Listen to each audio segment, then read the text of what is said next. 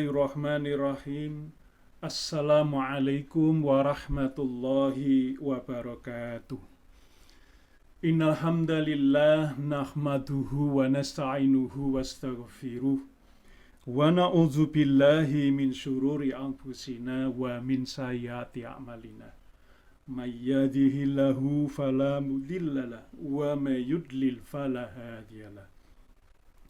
Asyhadu an la ilaha illallah wahdahu la syarika lah wa asyhadu anna Muhammadan abduhu wa rasuluhu la nabiyya ba'da. Allahumma salli wa sallim wa barik ala Muhammadin wa ala alihi wa sahbihi ajma'in. Amma ba'du. Qala Allahu ta'ala fi kitabihil karim. Pada kesempatan kali ini kita kaji surat Ar-Rum, surat ke-30 ayat ke-22. Surat 30 ayat ke-22. Wa min ayatihi khalqus samawati wal ardi wahtilafu alsinatikum alwanikum inna fi dzalika la ayatil lil alamin. Shadaqallahul azim. Bismillahi masyaallah la haula wala quwata illa billah. Rabbi zidni ilman. Ya Allah, tambahkan kami ilmu. Warzuqni fahman, dan berikan kami rezeki berupa kefahaman. Ilahi anta maksudi wa ridhoka matlubi a'tini bi ma'rifataka wa mahabbataka. Amin amin ya rabbal alamin.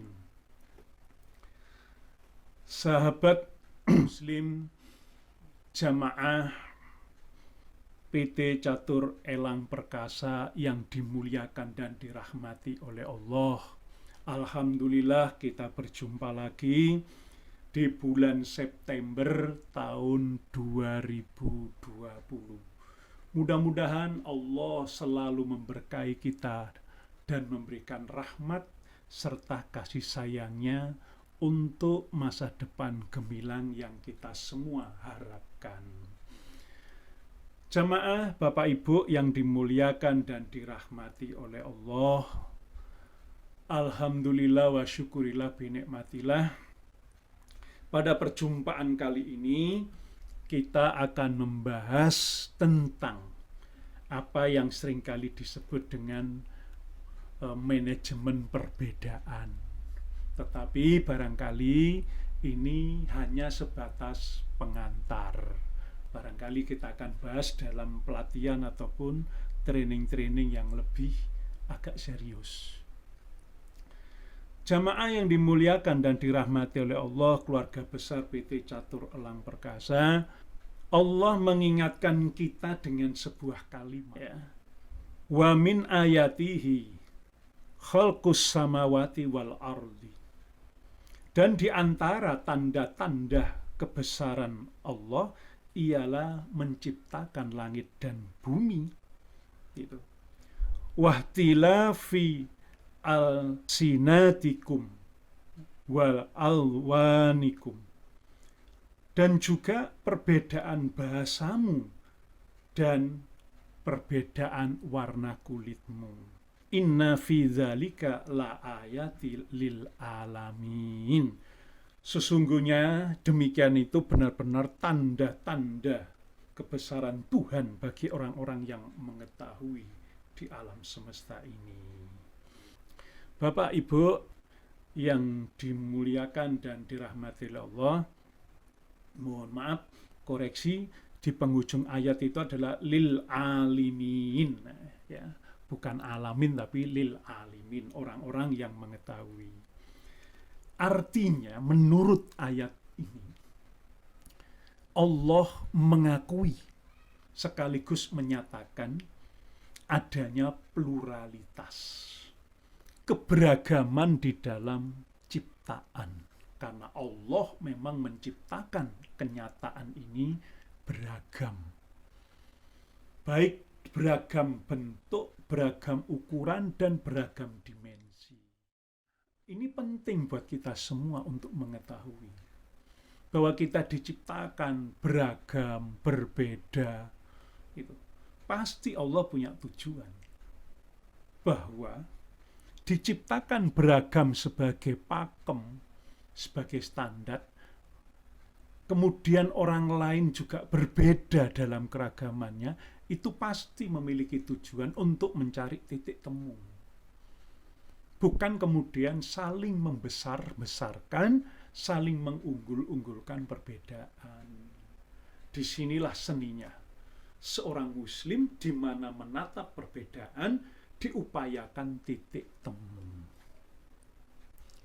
Tapi mari kita pahami dulu apa yang dimaksud dengan keberagaman. Di dalam surat Ar-Rum yang saya bacakan ini, begitu pula yang dimaksud di dalam surat Al-Hujurat, surat ke-49, ayat ke-13 yang seringkali kita sudah pernah dengarkan. Ya ayuhan nas, wahai sekalian manusia, inna kholaknakum min zakarin wa unsa. Allah menciptakan kamu, ya, sungguhnya menciptakan kamu itu seorang laki-laki dan perempuan, gitu, ya. Kemudian apa? Gitu. Wa ja'alnakum syu'uban wa qabaila, gitu.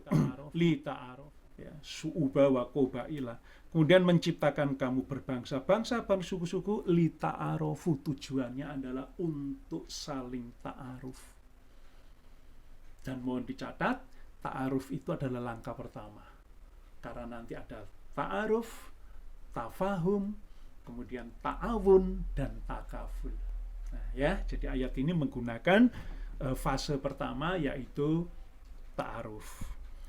Diciptakan kita ini dari laki-laki dan perempuan, kemudian Allah menjadikan kita berbangsa-bangsa, bersuku-suku. Gitu. Untuk apa? Saling mengenal. Gitu. Ya. Inilah sebabnya jamaah yang dimuliakan dan dirahmati Allah, seringkali kita dengar para ulama selalu berpesan bahwa perbedaan itu merupakan rahmat dalam konteks ini. Ya, gitu. Jadi dijadikan berbeda li ta'arufu, sehingga kita punya pengkayaan pengetahuan tentang jenis dan keragaman. Sekarang kita akan perhatikan lebih serius. Lihat dalam ayat ini. Ayat ini menyebut bersuku-suku, berbangsa-bangsa.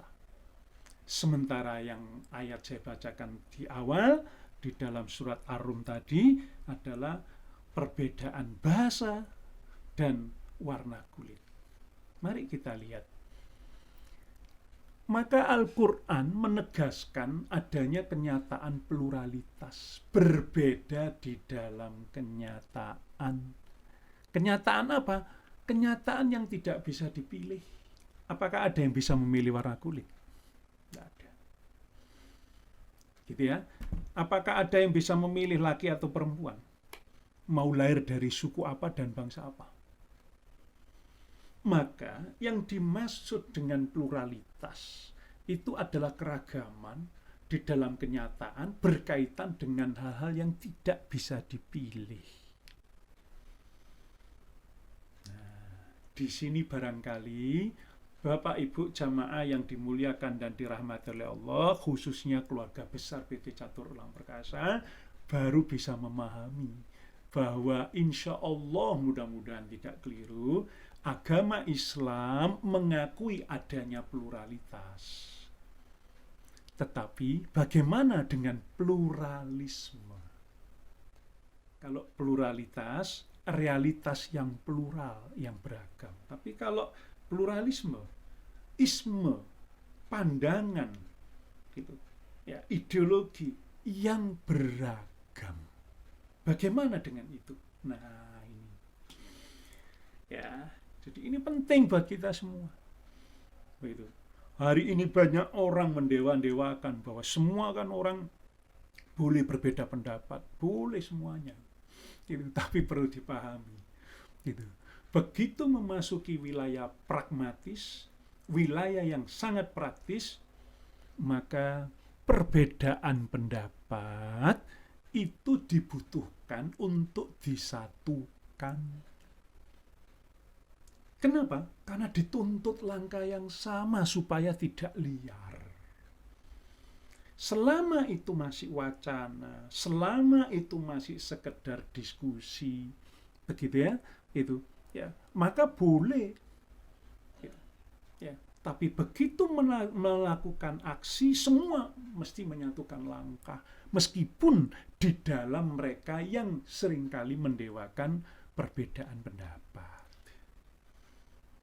Ya, kita lihat orang yang kemana-mana bicara bebas pendapat, boleh berbeda, tapi begitu punya disatukan langkah, maka mereka menyatu, tidak liar lagi. Nah, jadi ada batas yang namanya kapan orang boleh berbeda pendapat dan kapan pendapat itu disatukan dalam satu langkah maupun sikap. Karena hidup ini butuh disikapi, butuh kesatuan langkah. Nah, mari kita mulai yang paling kecil. Ya, gitu. Bagaimana dengan berkeluarga? Bisa jadi si bapak dan si ibu memiliki pendapat sama, ingin bepergian ke tempat A. Sementara anak-anak yang menjelang dewasa, yang nomor satu menginginkan ke tempat B, yang satu tempat C, yang satu tempat D. Lalu bagaimana solusinya? Apakah kemudian semuanya saling berpendapat? Bahwa kita kan berbeda pendapat, itu hal wajar. Terus pertanyaannya, memangnya mau pergi kemana akhirnya? Maka pendapat-pendapat itu harus disatukan dalam satu langkah. Itu entah bagaimana caranya, ada yang menggunakan otoriter, ada yang menggunakan demokratis dan macam-macam teknis. Tapi intinya dalam hidup ini ada satu langkah yang harus dilakukan secara bersama.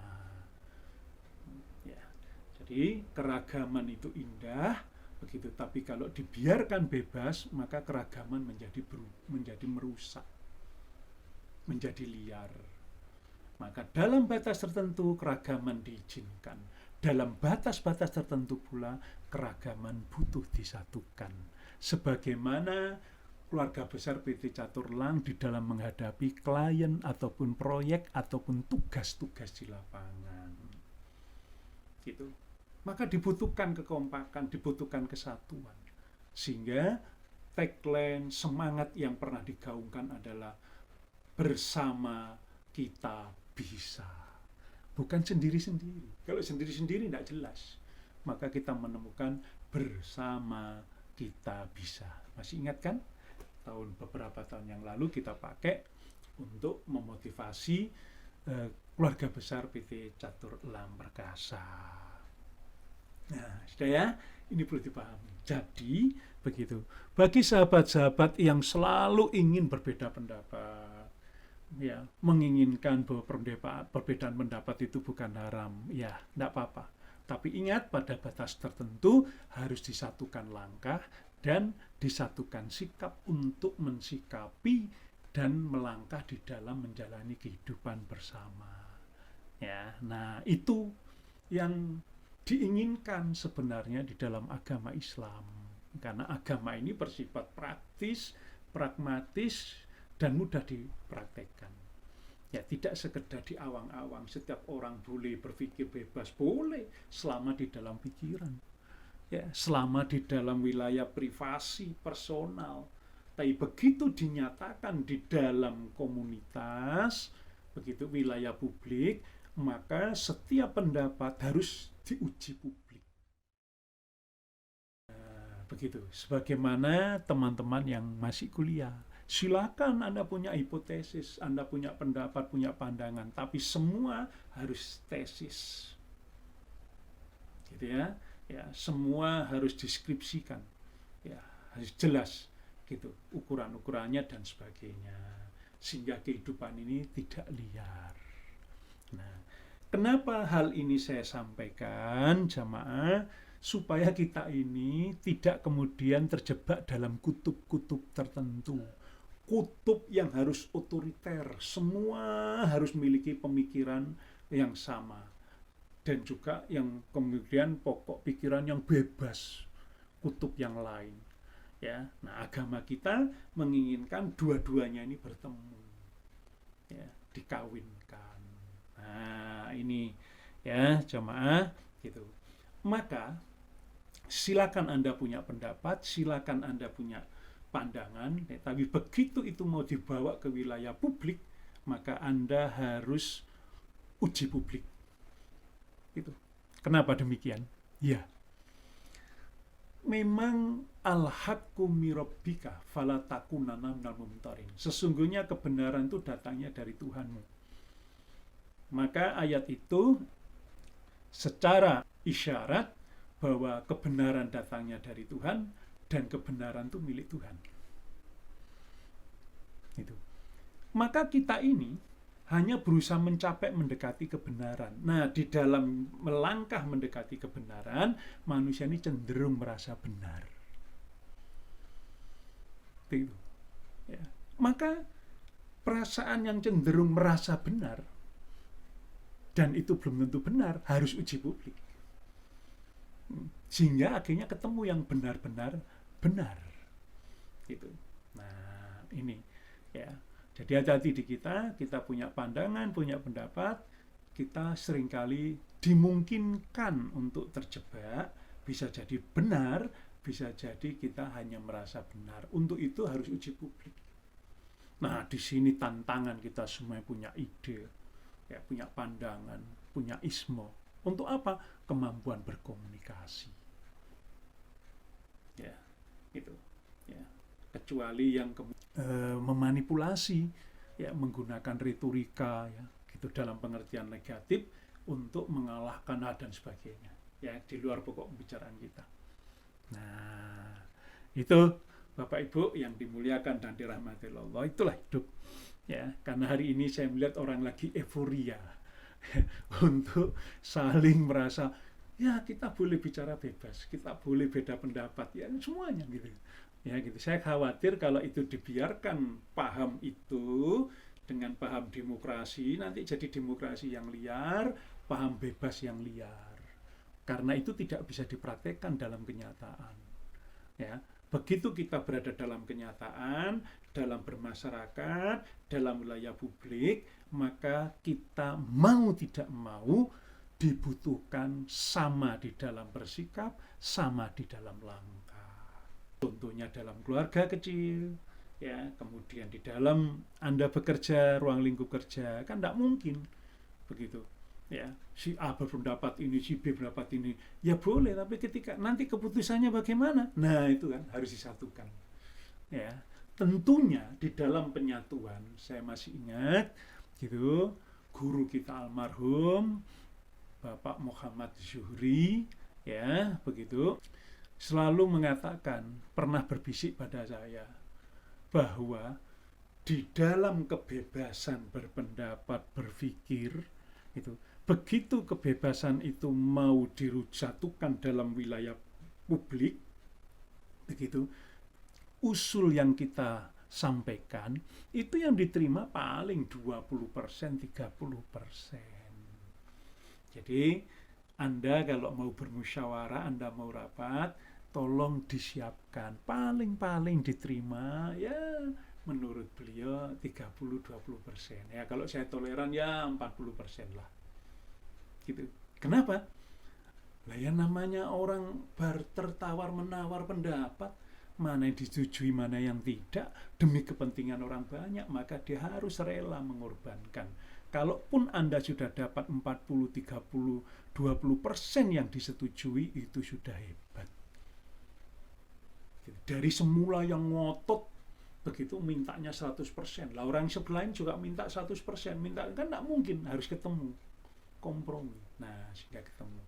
Itulah hidup yang sesungguhnya. Ya, gitu. Ya. Anda pun nanti di dalam keluarga juga begitu. Tidak bisa Anda terus mengatakan, saya demokrasi kok. Begitu anak saya bebas pendapat, tidak bisa. Dalam hal tertentu ada yang bebas, ada yang memang kita inginkan langkah dan sikap yang sama. Gitu. Ya, walaupun kadang-kadang kalau urusan dengan yang berkuasa dengan yang dikuasai itu agak sedikit otoriter. begitu ya, agak sedikit ada paksaan begitu ya. Baik, saya ulangi begitu.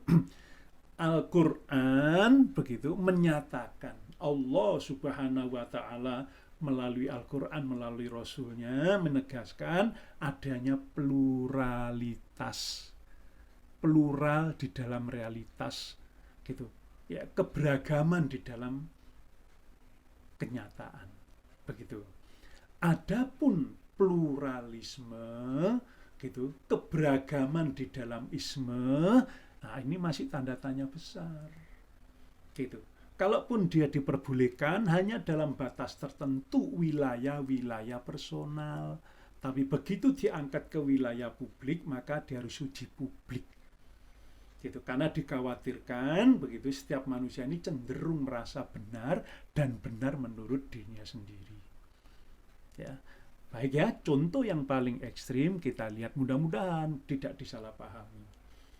Indonesia ini negara demokratis, bebas berpendapat apapun begitu kan, orang boleh punya keyakinan apapun, punya keyakinan agama apapun, punya kepercayaan apapun kan ya. Tapi kan ada kan keyakinan, ada organisasi, ada paham yang dilarang kan. Artinya ada batas gitu ya, bolehnya itu boleh dalam batas. Nah itu bukti ya yang paling kuat gitu. Anda boleh punya paham apapun, Anda boleh punya ismu apapun, Anda boleh punya keyakinan, Anda boleh punya kepercayaan apapun, ya kan? Indonesia ini bebas ya gitu. Tapi kan itu bukan titik tapi koma gitu. Kenyataannya ada isme, ada faham begitu yang dilarang ya gitu. Nah ini, maka silakan Bapak Ibu mengembangkan ini dalam aplikasi yang implementatif, terutama di dalam keluarga besar PT Catur Ulang Perkasa, di dalam mempraktikkan keragaman yang ada begitu ya. Jadi ini ya, jadi manajemen perbedaan pendapat gitu. Tapi saya membahas akar persoalannya dulu, bahwa Allah mengakui adanya perbedaan pendapat begitu ya itu. Anda boleh berpendapat, boleh pandangan apapun, tapi dalam batas tertentu, karena pada batas-batas yang lain begitu dibutuhkan kesamaan sikap, kesamaan langkah. Disitulah Anda harus menyebutnya bukan saya, tetapi Anda menyebut kita atau kami gitu. Bersama kita kami bisa. Demikian yang bisa sampaikan, mudah-mudahan menjadi kemanfaatan bersama begitu, sehingga Allah memberkati kita semuanya. Aqulu qouli hadza wastaghfiru li wa lakum innahu wal ghafurur rahim. Rabbana fil lana wa li walidina walil jami'il muslimina wal muslimat wal mu'minina wal mu'minat al ahya'i minhum wal amwat innaka sami'un qaribun mujibud da'wat ya qadiyal hajat. Rabbana atina fid dunya hasanah wa fil akhirati hasanah wa qina adzabannar. Subhanaka rabbika rabbil izzati amma yasifun, wassalamun alal mursalin walhamdulillahi rabbil alamin. Insyaallah kita akan bertemu dalam majelis yang lain begitu.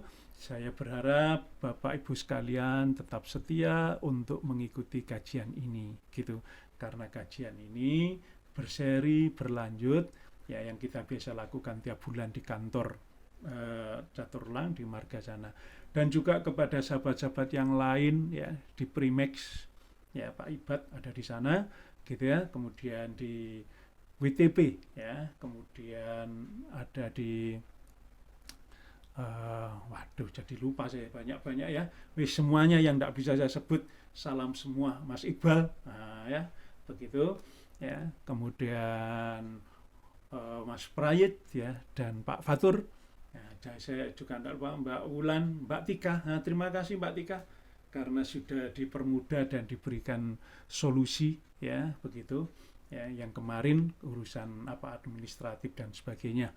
Kemudian Pak Bima ya, kemudian yang tidak lupa ini Pak Siswo ini ya, mudah-mudahan sama-sama sabar. Pak Siswo maaf masih bisa sampai lewat jarak jauh, belum bisa secara fisik ya. Begitu, demikian. Mudah-mudahan perjumpaan ini manfaat. Subhanakallahumma wa bihamdika asyhadu alla ilaha illa anta astaghfiruka wa atubu ilaik. Amin ya rabbal alamin. Billahi taufiq wal hidayah. Assalamualaikum warahmatullahi wabarakatuh.